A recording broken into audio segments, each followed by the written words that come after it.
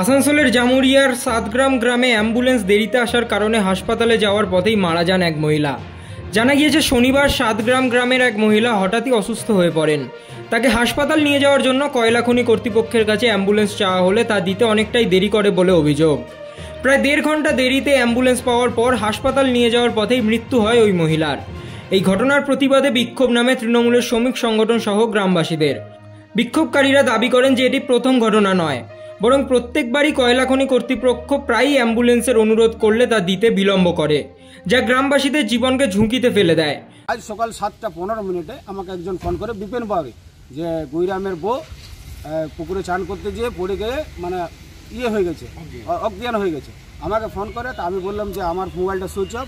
আমি ম্যানেজারকে ফোন করি, ম্যানেজারও আজকেও ফোন তোলেনি। ঠিক আছে, এজেন্ট সাহেবকে ফোন করি, তো এজেন্ট সাহেব বলে কাউন্সিলরকে যে আপনি রোজ রোজ ফোন করছেন অ্যাম্বুলেন্সের জন্য আমার এখানে কলিয়ারিতে। তো কাউন্সিলর বললো যে আপনি এখন 7:15 বাজছে, আপনার 9টা সাড়ে 9টার সময় অ্যাম্বুলেন্স দরকার, শুধু এলএমএ যাবে আর গাড়িটা ছেড়ে দিয়ে আসবে।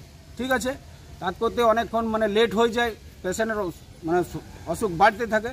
তারপরে অ্যাম্বুলেন্স পায়, অনেক লেট হয়ে যায়, 1.5-2 ঘন্টা। মাঝ যে পেশেন্টকে নিয়ে যেতে রাস্তাতেই মারা যায়, খালি সে অ্যাম্বুলেন্সের চক্করতে। আর এইটা শুধু আমাদের সাতগ্রাম প্রজেক্টের এজেন্ট আর ম্যানেজারের জন্যে আমাদের জোবাগ্রামের একজন মারা গেল, রাস্তাতে মারা। ঠিক সময়ে যদি আমরা অ্যাম্বুলেন্সটা পেতাম তাহলে আমার মনে হয় যে পেশেন্টটা বেঁচে থাকতো। এখন পেশেন্ট মানুষের পাশে, মানুষের সাথে আমরা আছি এই বাংলাতে। আপনারা দেখছেন সংবাদ শিরোনাম।